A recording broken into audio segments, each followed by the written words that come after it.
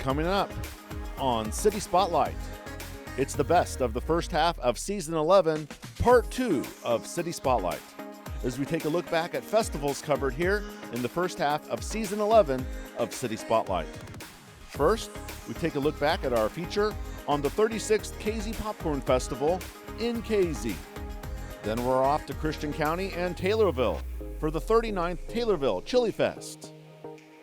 We're reliving all the sights and sounds from festivals covered in the first half of Season 11 of City Spotlight in KZ and Taylorville. Next on City Spotlight.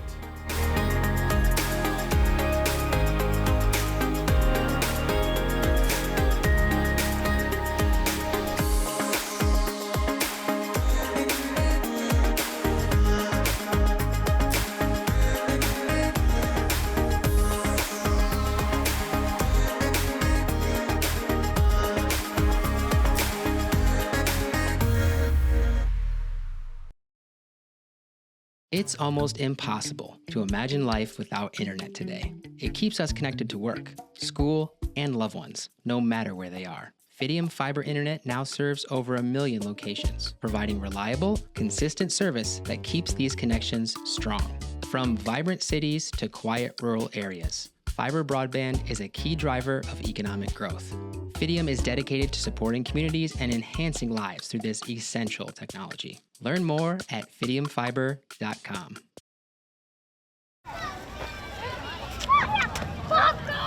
Good morning.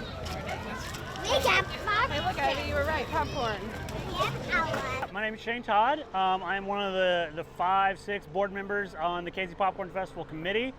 It's been a great weekend so far. We started off last night with the Feud and Hillbillies and X-Crush in the beer garden, and now great weather today. The weather's cooled off a little bit. Sun's not out yet, which we hope it stays behind the clouds, and great rest of the weekend.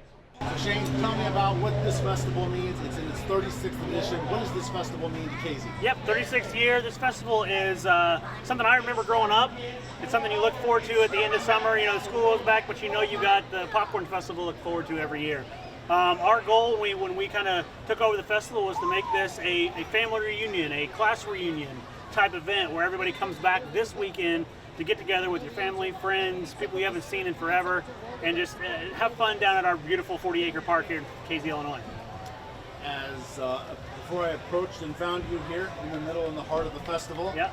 I was reminded of past leadership of this festival. Yep. I saw Mr. McDaniels, the Grand Marshal, in the parade. You have one of the streets is Bernie Morgan Way. Talk about the festival up till this point, and maybe what are some of the new wrinkles that you've tried to infuse? Sure. You know, this being the 36th annual, I am 37 years old, so I've been here every year basically for the festival. So I have fond memories, and we wouldn't be here without the guys that originated this. Bernie, John McDaniel, Ed Richardson, those guys. We wouldn't be here without them. Now, with that being said, we chose to take it over from them after they were kind of ready to be done with it. It's a lot of work. And we just wanted to kind of flip it on its head and add to everything here. So we brought in a full carnival. We've kind of amped up the entertainment with national recording artists, a newer stage. We changed the layout a little bit just to make it flow a little better. We also added the beer garden just to kind of make it more of a class reunion, family reunion, place to gather type of festival. Where are you from? KZ. So, tell me about this Popcorn Festival. It's been going on almost pretty much 4 decades, and you guys kind of have a parade now. Yes, we do. We've had a parade for the last 3 years, and I've attended every popcorn festival that they've had since it started. Wow. So, what are your earliest memories of the Popcorn Festival in KZ? Used to, you had to buy a pin to get into all the festivities down at the park, the shows and stuff. They've now raised enough money where that's not an issue. The carnival was always a real fun time for everybody. The shows, one of my favorite shows used to be a long time ago was the Shaboom.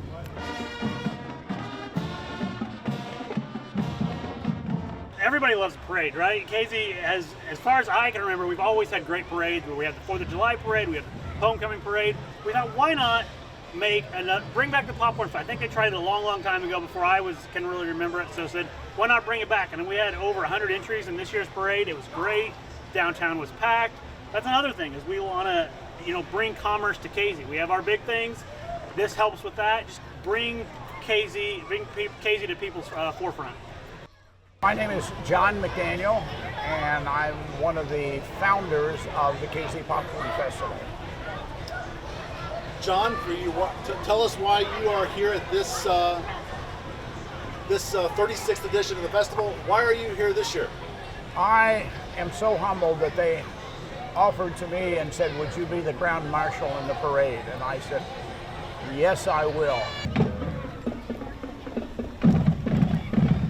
And it was to go back and see all the friends and everybody that I've known throughout the years, and being ground marshal of a parade was just, it was really humbling. It brought tears to my eyes. It really did. What are some of the newer things that you've infused maybe since COVID? Well, we've got a lot more food trucks, so around 20 plus food trucks around here. We brought back the full carnival. That was a big thing. It's sometimes a little difficult dealing with different carnival. We got a great one this year in Brady Amusements.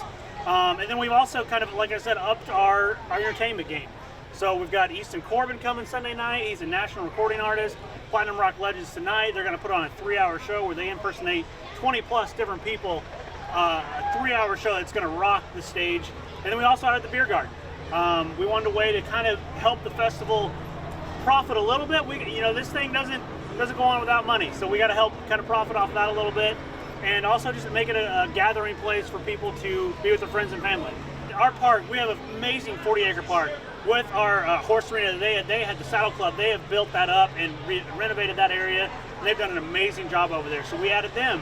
We wanted to have them come over and, hey, show off that this weekend. Bring your community to our community and bring everybody together so we can work together for the better good of Casey, really. I have got to say that the group that is now running the festival has taken it to the next level.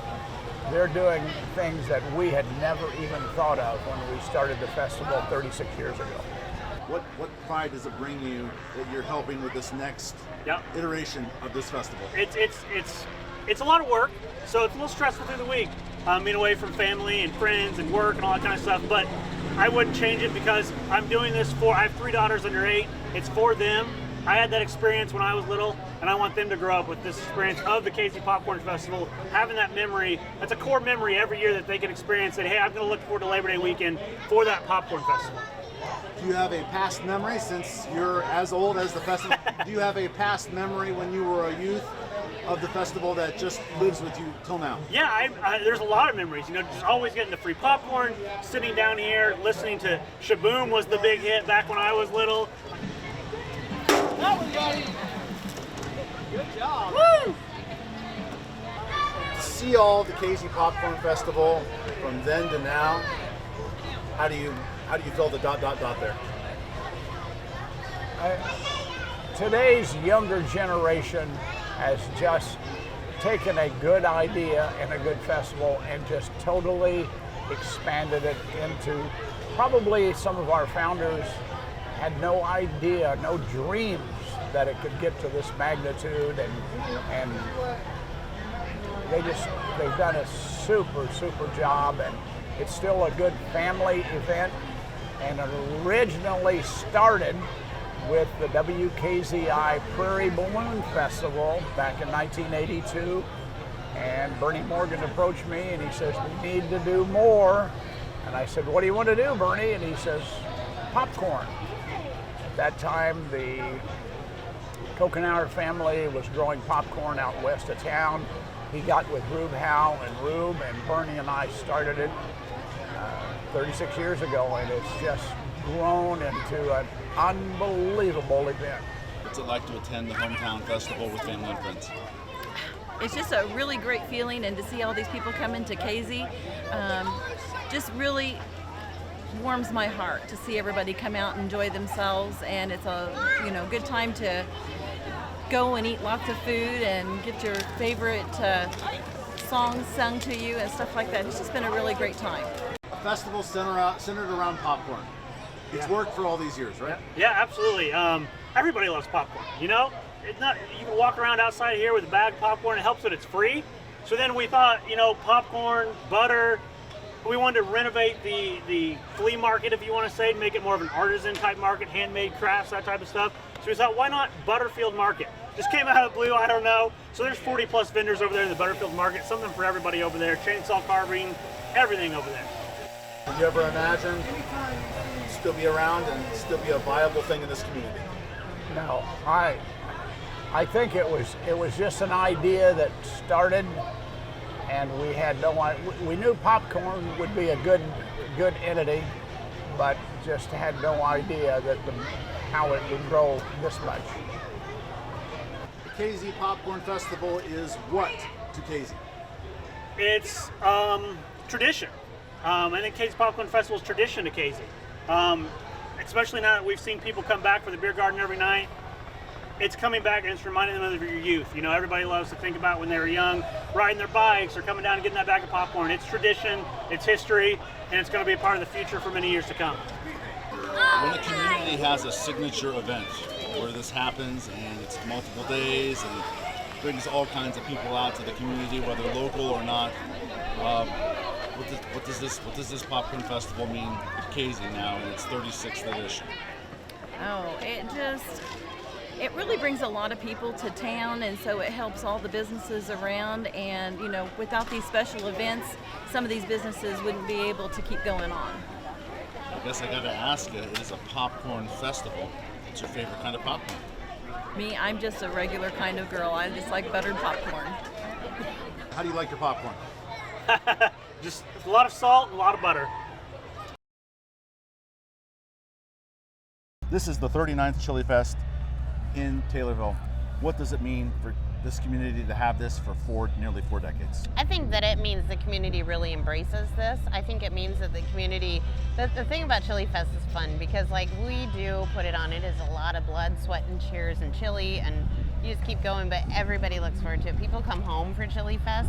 People plan high school reunions around Chillifest. There's just a lot. So it tells me that it was a good plan they had in '86, and everybody carried the torch, and here we are now, and next year is our 40th, and we have lots of good surprises for that.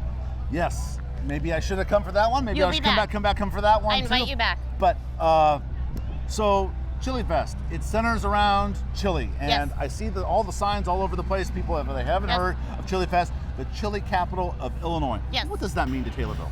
The reason that this special designation was given to us is we have 4, we used to have 5, but we have 4 International Chili Society sanctioned cook-offs in Christian County. Chillifest has 2, and then we have 1 that was held at the Farm Tavern earlier in this year, and then there's 1 at the fair.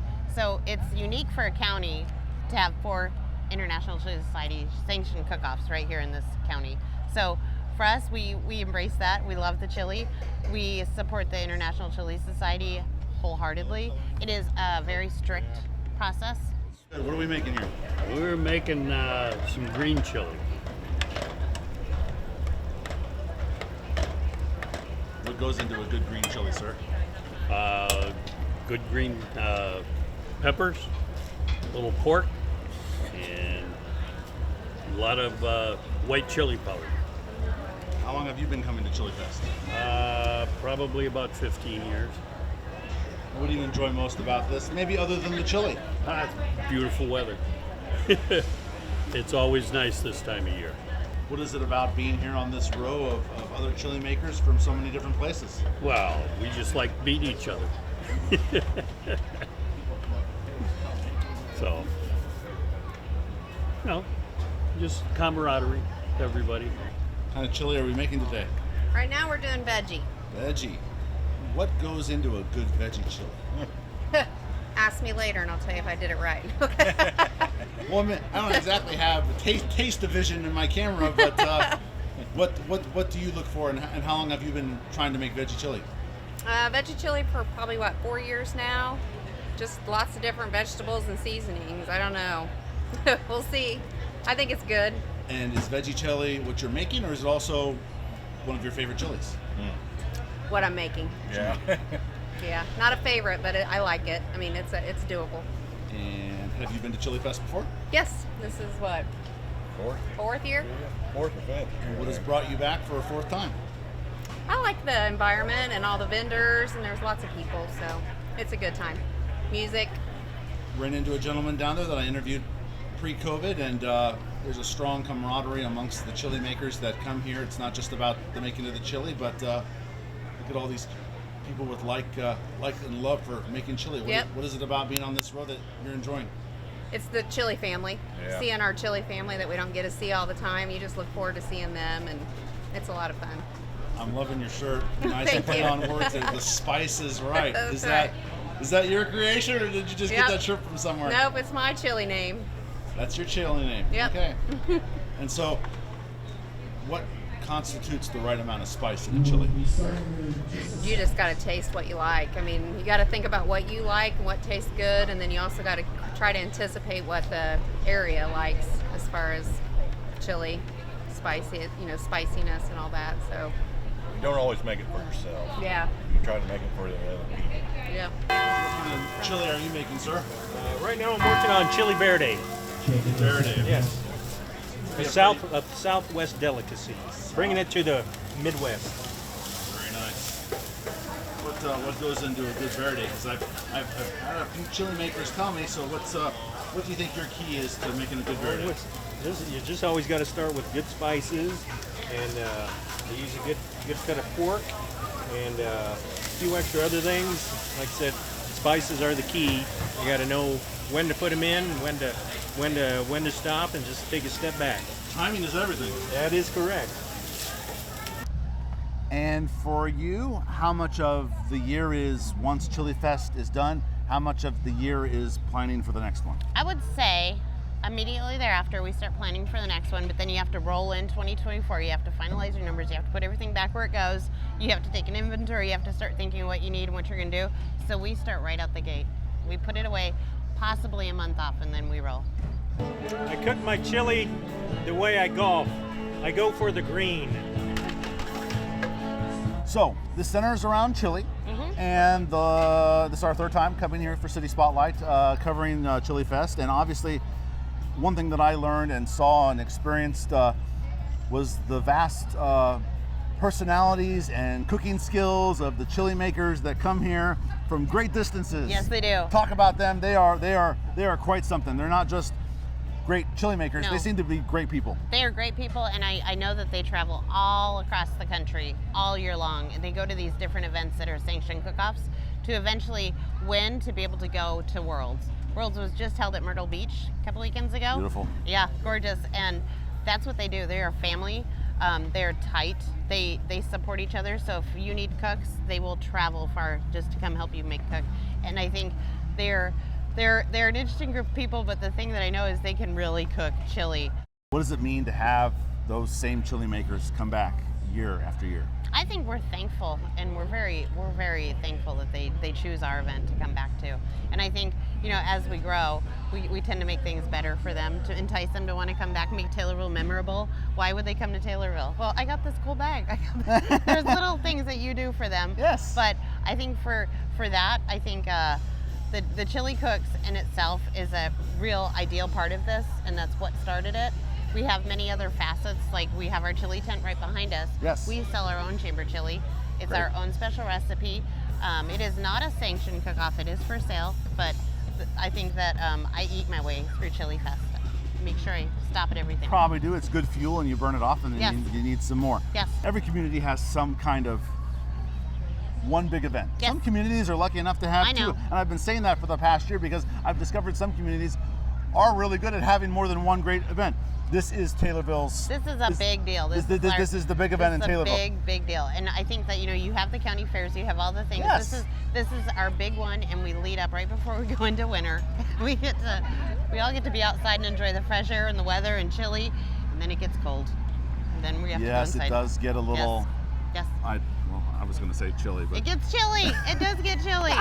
But for the most part, yeah, this one in its record attendance, I think last year and the year before, at one point, I looked out and I couldn't find a single place to drive a golf cart, which I don't like driving golf carts on the street, but there was so many people on this square, it was hard to maneuver. And so Yes. we like that. We like that. And what is your favorite kind of chili? How do you like your chili? So there's different variations. This year here at our cook-off, we have red, we have verde, which is green, we have home style, and we have veggie. if I had to have a favorite, I love red, but I did start playing with the verdes, and there's different flavors, different things that people do. The veggie option is for a lot of people that don't like meat. Yes. The home style category, you can put whatever you want in. That's awesome. Yep, but I think for me it's the red. I'm a red chili person. Me personally, as long as it has some kind of beans in it, I'm good to go. It's good. I'm good to go. This event, talk about the economic impact of Chillifest. Brings a lot of traffic. Do you have any idea, on average, how many people come to Chillifest every year? So honestly, it is said that it's between 12 and 15,000. They've been saying that for years. And years, that years. is over the period of the weekend. Yeah. The population of Taylorville is around 11,000, so you're doubling for that weekend. Influxing all the hotels, the Airbnbs. I mean, you can't put a price on that economic boom. You cannot calculate it. Well, it can be calculated. Yes, you can. Not at this moment. But you look at the sales tax revenue, all the gas stations, all the hotels, the restaurants, the stores. I mean, it is just incredible. All of these vendors people will be shopping at them. All of the stores around the square, people will be going in there and spending their money there. And that's kind of the goal with Chillifest, is to drive all of this economic revenue into their store. When you look at like all the months leading up to it, the calls that we take, where can I stay? What do you guys have to offer? We're coming to town for the weekend for Chillifest. What do you recommend? So you talk about like the increase in the sales tax, the increase in the hotel motel tax. You talk about all the tax bases that this supports. This helps to really beef up. You can calculate it. In 2020, they were lined up this way. Yes. So we got feedback, and we took into consideration that when wind comes around, like the wind would whip this way, and it would whip right toward the chili cooks, and they have to keep going no matter what. Even if a typhoon came through, they have to Absolutely, keep stirring. yeah. So we decided, and we asked them, would it be better to move? So we moved them to that side of the square, and that's less windy. I don't know why there's more wind on this side. When I interviewed you last time, you were making a fair day. Yeah, this is a vegetarian chili.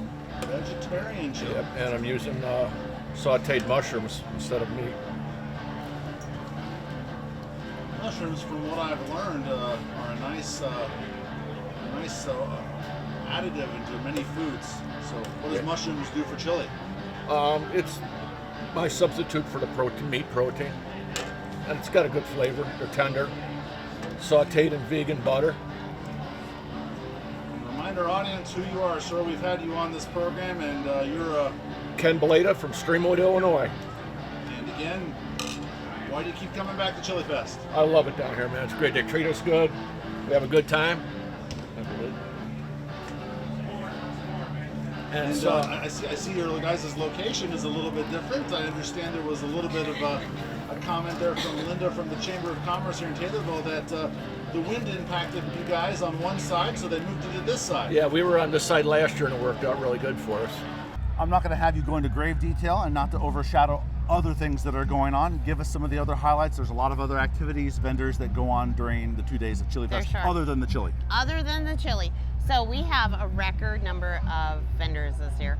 We have been growing that. We want to grow this market, and we hit 140. We hit 140, and that was amazing to us.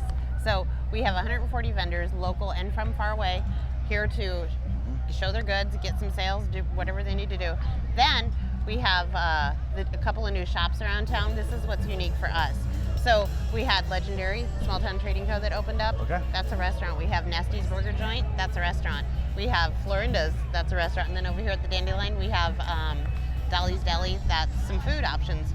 So we want all these people to come here. We want them to try all this stuff, but we also want you to go into all those stores. And we want you to go into all those restaurants. Stop and have a drink somewhere. It's just amazing. Okay. What are people missing out? If they're watching this feature on Taylorville and Chillifest, and they haven't been to a Chillifest, what are they missing out on? You're missing out on the chance to be a chili head. I mean, it is amazing. I mean, I've been coming here for years and years and years, obviously, but I think for this, you're missing on the opportunity to meet so many new people, see so many vendors, taste so many different things, just experience this. It's just amazing to us. If money were not an option, I would spend my life traveling the world and exploring new cultures. Thank you. And you obviously have a pageant. Yeah, you have a pageant. The pageant, and brings a lot of families out because there's a lot of youth involved with the pageant. So with the pageant, we have a new director this year, Stacey Hutchins Joyce is our pageant director. We've been working on this since boy at the beginning of the year too. So she had a total of around 90 contestants sign up for the pageant this year. We're seeing they're coming out in groups of 15, I believe is what they have for each, and there's I think 6 different groups, so it's going to be a busy day with them.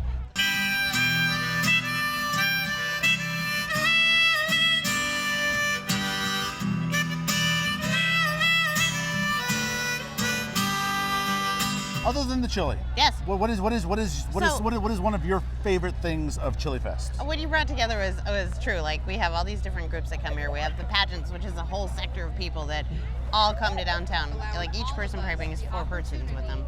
And then awesome. after they're done, they go shop and they go eat and they do all these things. Yeah. And then when we think about like the cheer people, the cheer girls, when they come, they bring a lot of people. You've got dance. We have Studio 15, 18 just took over and they opened up. They're going to be dancing. There's just a whole, I guess I want to touch on arts, but it's like arts and entertainment is here and it's featuring all the local young people. Yes. Like the youth of Taylorville are leaders for tomorrow. So we're bringing them in so they can take this over when we're all gone. Not to ask you to dive into what maybe you have planned for the great 40th Taylorville Chillifest in 2025, but the future of Chillifest. Are there things you're looking to add or tweak, or are you really happy with what you have right Always, now? and you know, we always have the playbook or whatever you want to refer to it, but things always change and the new ideas come, and this is when you bring new people on your committee and you kind of listen to what they have to say and you try it out, and maybe it works, maybe it doesn't, but we think we're always willing to add something, a new element to this. I think Chillifest, when we look around and we say what's new here, well, I can't say the chili tent, but I say maybe some new faces that are coming here for the first time. We have some faces that drop off of our committee. We have new faces that come on. We have new faces that move away from Taylorville and don't go to, but the new faces that come here, when they call us at the chamber and they tell us that they're relocating, we always make sure they know about Chillifest. My last question for you is, Taylorville Chillifest means what to Taylorville? It puts us on the map, and it means that we care enough to bring this. We think that Chillifest and Taylorville go hand in hand, and I'd say in 1986 when this was founded, that was a new idea. Somebody started. They just had a group of people that said, "Hey, let's try this," and look where we are. Looks like it's going pretty well. I know. I thank them for that playbook. I really do. It's almost impossible to imagine life without internet today. It keeps us connected to work, school, and loved ones, no matter where they are. Fidium Fiber Internet now serves over 1 million locations, providing reliable, consistent service that keeps these connections strong. From vibrant cities to quiet rural areas, fiber broadband is a key driver of economic growth. Fidium is dedicated to supporting communities and enhancing lives through this essential technology. Learn more at fidiumfiber.com.